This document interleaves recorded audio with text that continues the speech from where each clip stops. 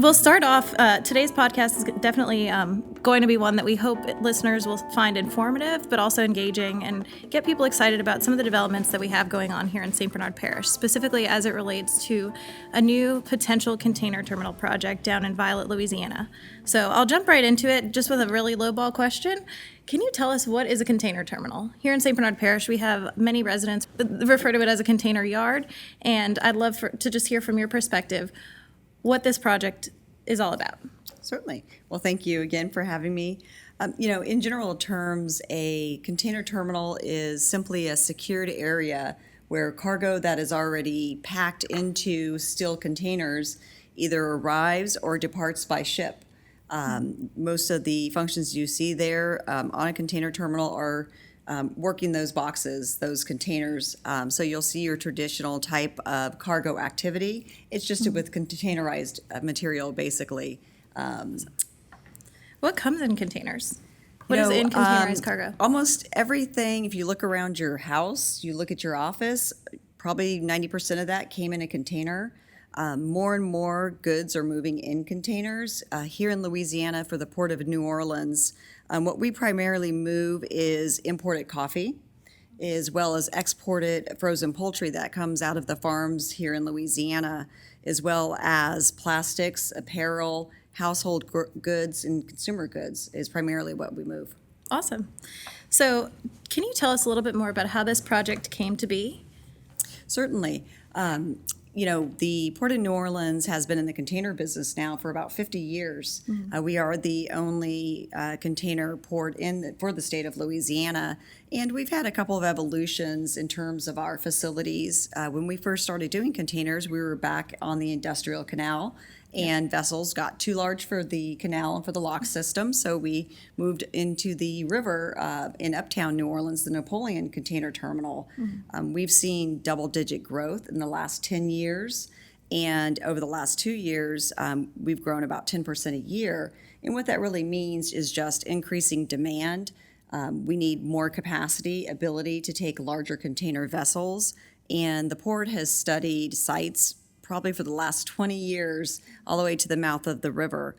So really looking at St. Bernard Parish, we felt it was really the most strategically located as well as capable of handling larger container vessels and helping the state grow its capacity.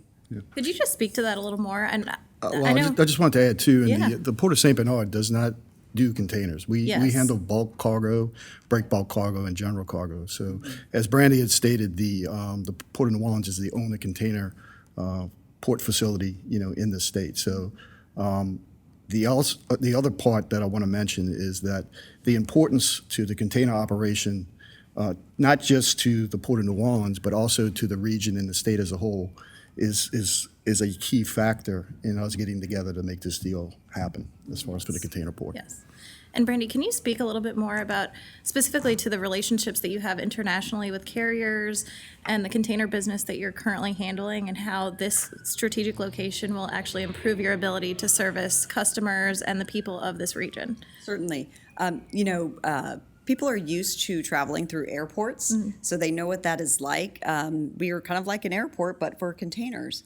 And when you have a container port, it attracts other industries, not only industries and businesses that do work directly with the terminal, such as warehousing or logistics companies or brokers and forwarders, but when you look at the competitiveness of the state or particularly the region, businesses like manufacturers, retailers, distribution centers, they're going to choose states and locations that have modern container facilities that can basically export the goods that they're producing or some of the manufacturing components they need to finish their process. So it's like having an international airport that if you don't have an international airport that has capacity, has plans to grow, you're not going to be as competitive to land those other companies. So for the container business, primary and a huge impact is the port terminal, the jobs it creates, but it's also all of the other manufacturing, retailer, distribution centers that get attracted by facilities like this. So what I'm hearing is that this will help our efforts as the Economic Development Foundation to attract those larger retailers that so many people here in St. Bernard Parish want to see in their community. Is that correct? Absolutely. Yeah. And I think the demand for containers and the efficient movement of containers is just increasing, particularly with COVID. You're seeing record numbers of imports coming into the country, and that's people ordering things on Amazon, other retailers. You're seeing great congestion on the West Coast in the container facilities because of that demand. And so now retailers and distribution centers, they're looking for really logistics hubs across the country. And Louisiana and the broader New Orleans, Baton Rouge area have really started popping up high on the list for potential for distribution centers. And I think you're seeing that with Amazon making investments in Baton Rouge, Medline just here on the North Shore. A lot of interest in this project has really attracted a lot of retailers and distribution centers eyeing the ability to have a facility like this that can serve not just the Gulf, but with the Mississippi River and our rail connections, we get into the biggest market of the Midwest, and that is really where retailers want to be. Yeah, that's amazing to hear, because I don't know about you all, but I order something from Amazon nearly every other day, and if this project will have anything to do with getting my Amazon products to me quicker, then I'm all for it. So, absolutely. That's great to hear. Drew, I know you mentioned your focus at the St. Bernard Port Harbor and Terminal District on break bulk cargo. Can you tell us a little bit about how you and the Port of New Orleans are working together on this project, and specifically why it makes more sense for a container port like the Port of New Orleans to develop a container terminal here in St. Bernard Parish? Well, one of the things that's important is, again, the history that the Port of New Orleans has in dealing with the containers, and also the carriers. The Port of St. Bernard does not have that history or that relationship, which is so important, especially in the container industry, with the carriers. The Port of St. Bernard and the Port of New Orleans are working together, through community outreach, also meeting on a regular basis to discuss the project and the effects that the infrastructure are going to have on the community, and making sure that the right infrastructure is put into the parish so that not only the Port of New Orleans benefits by through the container terminal, but also the Port of St. Bernard benefits from these infrastructure and being connected into our terminals, which we still have terminals in Arabi, Chalmette, and Muro that are going to be affected by anything that happens in St. Bernard. We'll see, some growth too, just as a result of the container terminal being in Violet. We also have the opportunity to acquire additional property, which would be developed by the Port of St. Bernard, as well as to continue to develop the terminals that we have in St. Bernard. When you look at a project like this, obviously it's a big permitting process.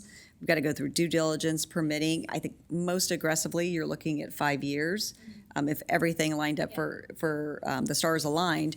But what that does is it gives us the ability to work with partners like the St. Bernard Chamber, the EDC, with Nunez College to really ramp up the workforce training programs and make sure that we have the workforce available and skilled when it does open. So I think that is, if anything positive of having a long timeline, it gives us a chance to really plan the infrastructure and the workforce development in the right way. And so we appreciate the partnership in that. And this is going to be a transformative project if we proceed with it. And it's kind of like I compared it to when Kaiser came. Mm-hmm. Kaiser basically built St. Bernard from a rural parish to a suburb, and this is another project that could have that type of impact on the community here in St. Bernard. Drew, I really appreciate that sentiment. Yeah. Brandy, thank you for being here. Drew, thank you for being here. Yeah, awesome. Thank you. Perfect.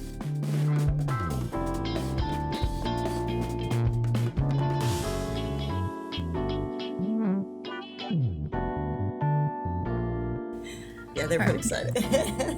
Should I just do the intro again? Or, hi everyone, welcome to the Pulse of the Paris Bleh. That's not it. Hello everyone. Thank you for listening today, and welcome to the Pulse of